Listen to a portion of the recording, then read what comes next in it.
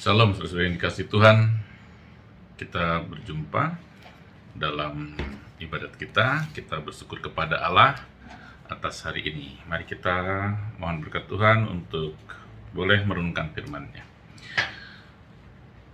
Pertolongan kita dalam nama Tuhan yang menjadikan langit dan bumi. Dalam nama Bapa dan Putra dan Roh Kudus. Kudus. Amin. Allah Bapa kami di surga, kami bersyukur atas rahmat kehidupan yang kau limpahkan kepada kami.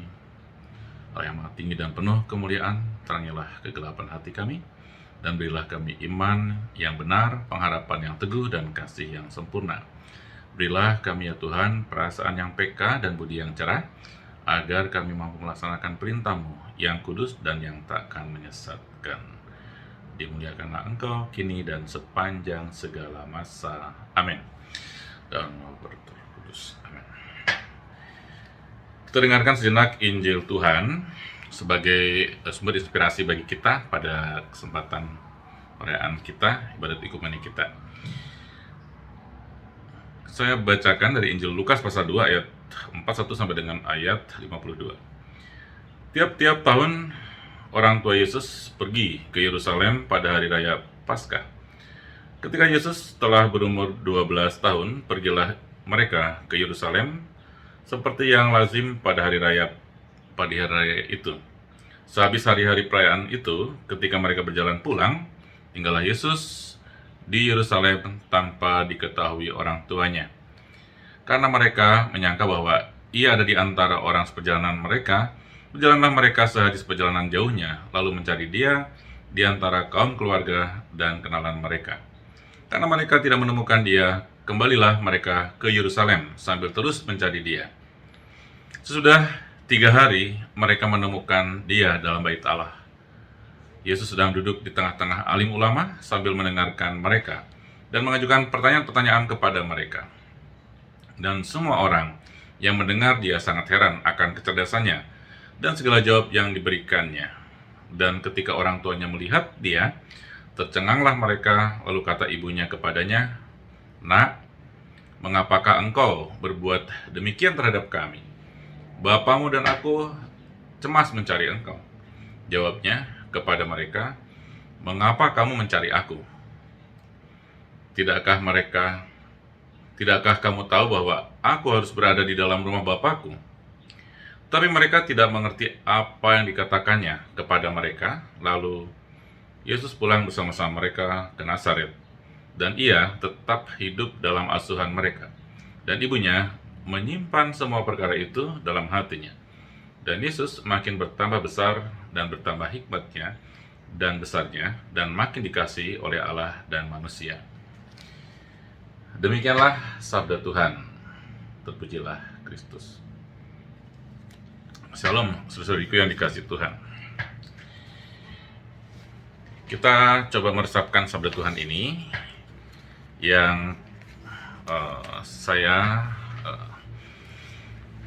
jadikan sumber inspirasi kita sekalian, bagaimana keluarga memaknai makna hari-hari perjuangan pergumulan saat-saat ini, dan bagaimana iman bertumbuh dalam keluarga, dan bagaimana juga keluarga bagaimanapun juga adalah penanam pemberi dasar yang kokoh bagi iman kita. Kita ikuti persamaan sabda Allah ini dengan coba untuk cuplikan ini sambil meresapkannya. Ya.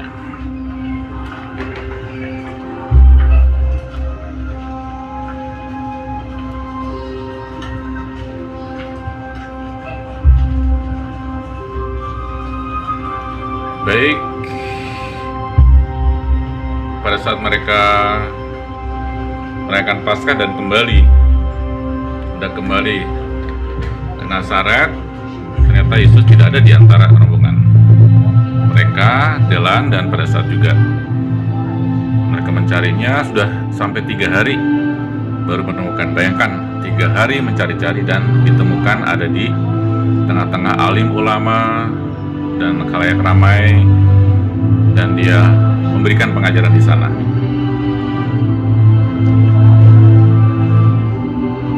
Kecemasan satu keluarga kecil, Yesus, Maria, Yosef.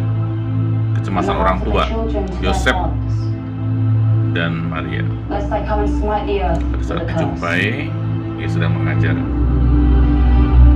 dan semua orang terpukau oleh ajarannya.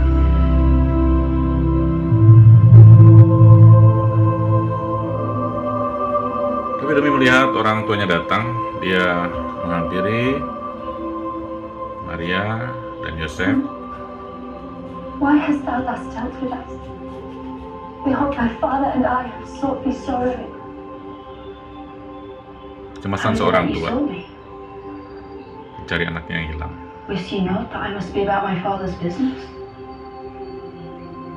Baik. Kemudian Yesus telah menjelaskan, apakah engkau tidak tahu bahwa aku harus ada di rumah Bapakku? Dan Yesus pulang dengan mereka dan orang tuanya kembali ke Nazaret. Dia bertumbuh besar, tadi dikatakan, dalam asuhan orang tuanya. Dan Maria menyimpan segala perkara itu dalam hati. Saudariku yang dikasihi oleh Tuhan,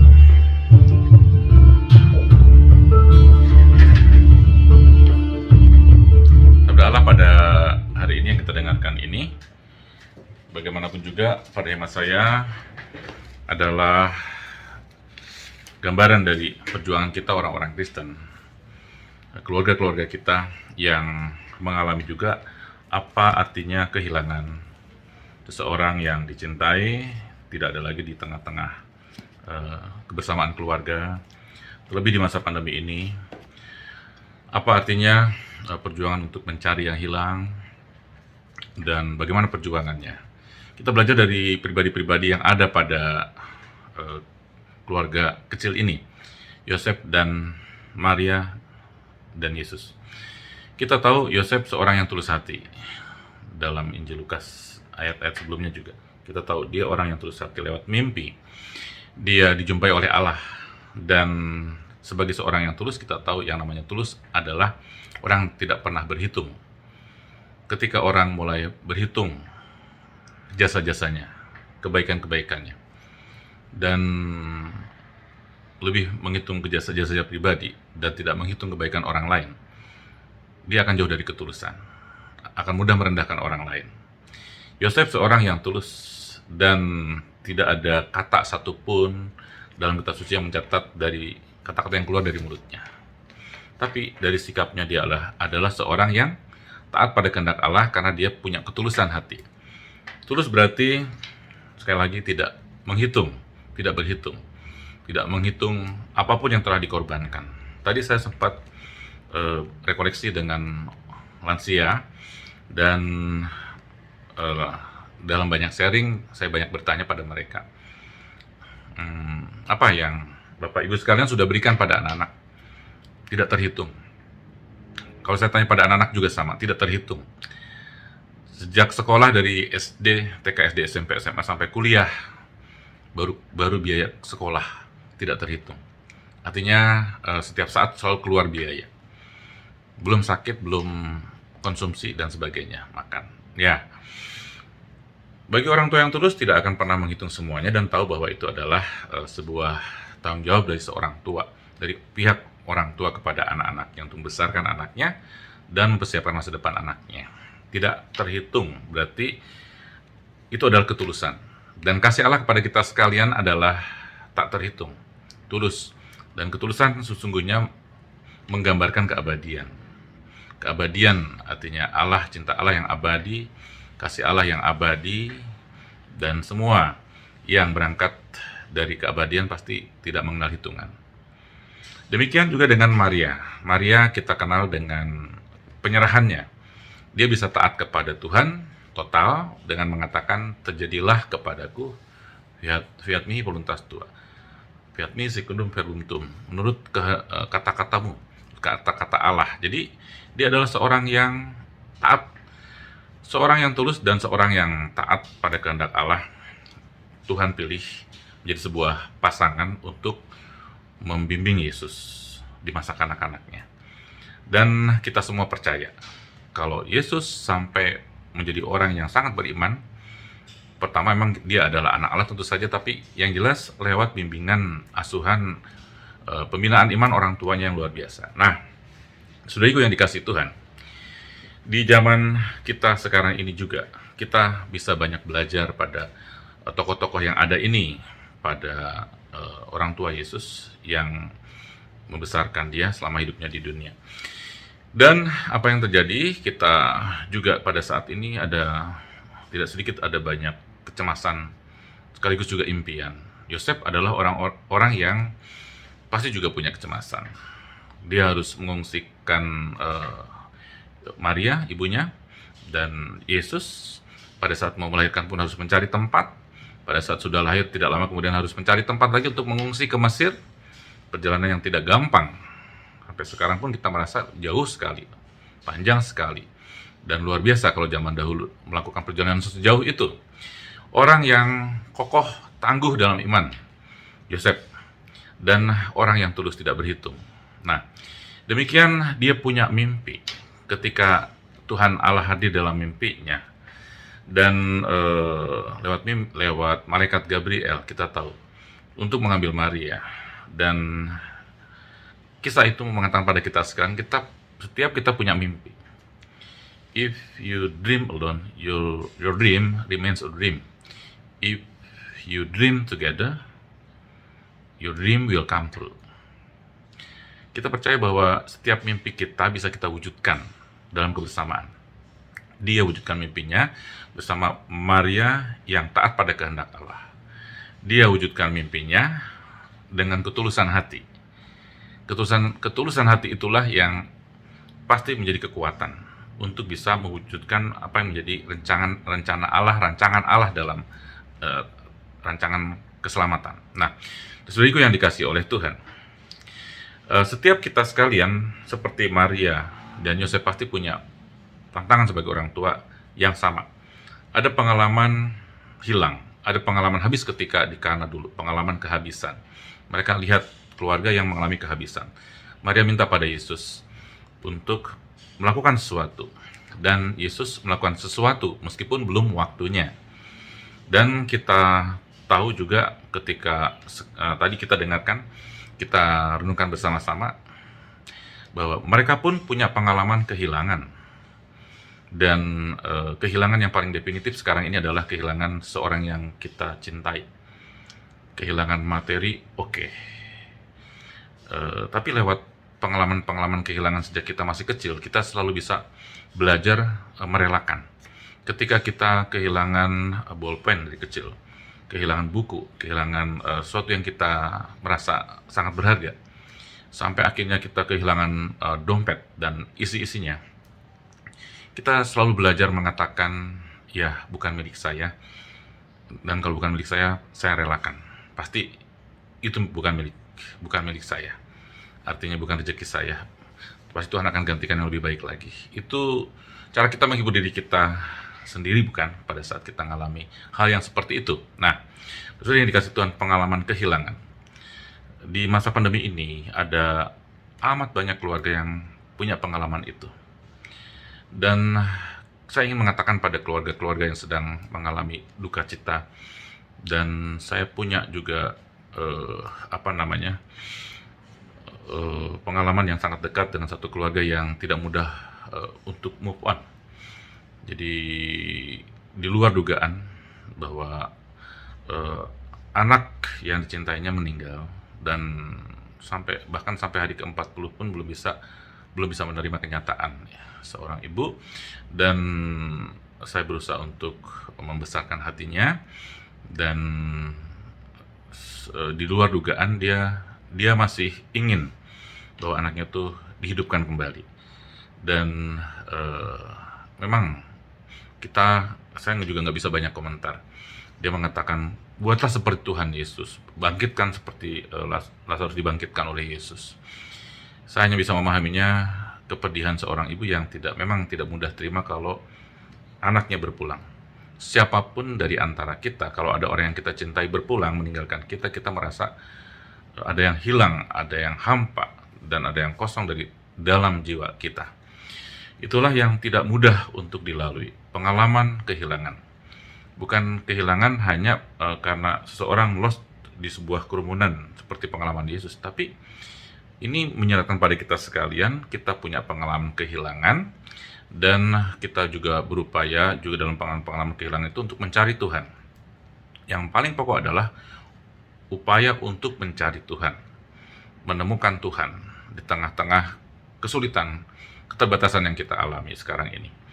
Tiap keluarga pasti punya pengalaman yang namanya pengalaman kehabisan, kekurangan, kehilangan, dan kesedihan, perpisahan yang amat merenggut jiwa. Karena itu bukan perkara yang mudah. Dan Yesus berada di tengah Maria dan Yosef di bawah asuhan dua orang tua yang mengupayakan berbagai macam jalan keluar untuk setiap kesulitan yang mereka hadapi pasti dari waktu ke waktu. Dan itulah yang sudah dilakukan oleh dua orang ini, dua orang yang satu sangat tulus, yang satunya punya kepasrahan pada kehendak Allah. Nah, demikian mereka mampu mewujudkan mimpi Israel. Dalam Kidung Zakaria kita tahu bahwa apa yang menjadi impian dan orang Israel itu terpenuhi dalam Kidung Zakaria itu. Kita tahu bahwa apa yang mereka jalani, seperti yang Maria jalani dalam Injil Yohanes itu tidak seperti dalam Injil Lukas. Maria punya banyak kata-kata yang menjadi inspirasi bagi kita sekarang ini. Dalam Injil Yohanes hanya 2 kali Maria tampil di Kana dan di bawah salib. Pada saat di Kana tadi sudah dikisahkan sedikit, pada saat di bawah salib kita tahu dia mau ditampilkan oleh Yohanes bahwa ini seorang ibu yang setia mendampingi anaknya sampai ada di bawah salib. Tidak ada kata lain, seperti misal Angelo mengukirnya dalam sebuah pahatan marmer yang diberi judul Pieta to be faith. Kekuatan kita, iman kita itu hanya mungkin bisa ada pada kita bukan karena kehebatan kita, tapi karena mampu berserah dan akhirnya mampu taat pada kehendak Allah. Saya kira itulah saudariku yang dikasih Tuhan, bahwa kedua orang ini mampu memaknai yang artinya salib dan penderitaan dalam seluruh kehidupan mereka. Sampai akhirnya Maria ada di bawah kaki salib, Yesus. Dan salib itu ada selalu berupa, di atas saya, garis mendatar dan garis vertikal. Garis mendatar kita, kehidupan kita manusia, diintervensi oleh Allah. Dan pada saat kita tahu bahwa dalam kehidupan kita pun, pada saat kita memperhatikan relasi kita dengan Allah, kita akan dikuatkan untuk memikul betapapun berat beban kehidupan kita sekalian sebagai salib kehidupan kita, sebagai tanggung jawab yang harus kita laksanakan, tempuh dengan sebaik mungkin dengan kekuatan Tuhan sendiri. Karena itulah makna salib yang pada kita sekarang ini boleh kita renungkan sebagai sebuah saat yang tidak mudah untuk dilalui. Pandemi dalam arti tertentu adalah salib yang harus kita lampaui, yang harus kita pikul dengan setia. Kalau kamu mau ikut aku, sangkalah dirimu, pikulah salibmu setiap hari dan ikutilah aku. Demikian Tuhan menghendaki agar kita sekalian punya kekuatan baru, punya kemampuan untuk memikul salib dengan setia, untuk sampai pada hidup yang diberkati Tuhan. Dan saudariku yang dikasih Tuhan, tidak mudah memaknai yang namanya penderitaan, tidak mudah memaknai yang namanya kehilangan, tidak mudah memaknai perpisahan yang kita alami dalam kehidupan kita sekalian, dalam bentuk kematian, tinggalkan oleh orang yang kita cintai. Kita diingatkan, ada seorang anak bernama Evan, baru 11 tahun, dikenal oleh guru-gurunya sebagai anak yang suka menolong, terutama kepada teman-teman yang tertinggal dalam pelajaran. Tidak pernah menolak saat diminta tolong membantu mengerjakan tugas. Hari Minggu, 13 Mei 2018, kita ingat dia bersama adiknya Nathan yang berusia 8 tahun berjalan, bergandengan menuju gereja Santa Maria Tak Bercela di Surabaya. Di sisi lain gereja, ada 2 orang kakak beradik juga memasuki kompleks gereja, namanya Firman 15 tahun dan Yusuf 17 tahun. Firman dan Yusuf meledakkan diri. Evan dan Nathan pun terhempas. Keduanya sempat dibawa ke rumah sakit, tapi nyawa mereka tak tertolong. Evan meninggal karena luka bakar, pendarahan yang dalam, dan benturan. Adiknya Nathan sempat menjalani operasi amputasi kaki, tetapi darah yang terlalu banyak hilang akhirnya membuat dia menyusul kakaknya juga. Hari Minggu itu, Indonesia terhenyak, tak percaya akan aksi kekejaman yang harus memakan korban, orang-orang tak bersalah, bahkan anak kecil. menyedihkan sekali. Dan bagi kita sekalian, bukan perkara yang mudah memaknai semuanya itu. Seorang ibu, Weni Angelina Hudoyo, adalah ibu dari 2 anak itu. Dikutip dari BBC.com, dalam keadaan berlinang air mata, ia menyerahkan kembali kedua anaknya ke pangkuan Tuhan, sambil mengucapkan doa sekaligus pengampunan bagi pelaku serangan yang telah merenggut nyawa anak-anaknya yang masih belia. Pengampunan yang diberikan oleh Ibu Weni sepenuhnya ada di bawah kendalinya, tidak ada yang bisa merenggutnya.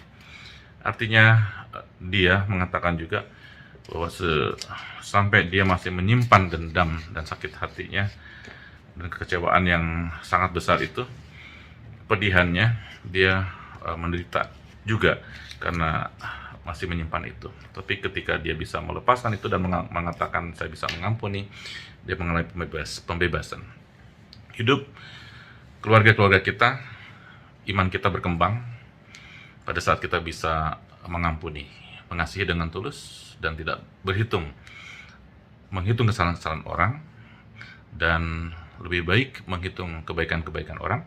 Artinya orang itu sangat baik dan tidak menghitung kelebihan-kelebihan diri pribadi.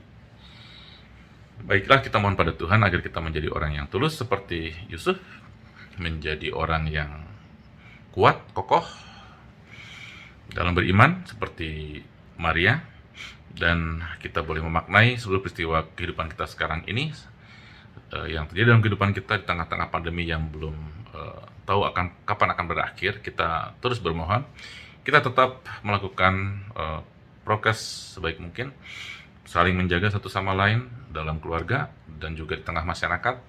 Dengan cara seperti itulah kita ingin menjadi orang beriman yang sejati. Semoga Tuhan memberkati kita selalu. Semoga Tuhan menjadi kekuatan bagi kita satu-satunya, dan semakin membuat kita semakin mampu menjadi orang yang tulus dan diberkati oleh Tuhan. Tuhan memberkati. Bapa di surga, terima kasih atas hari ini.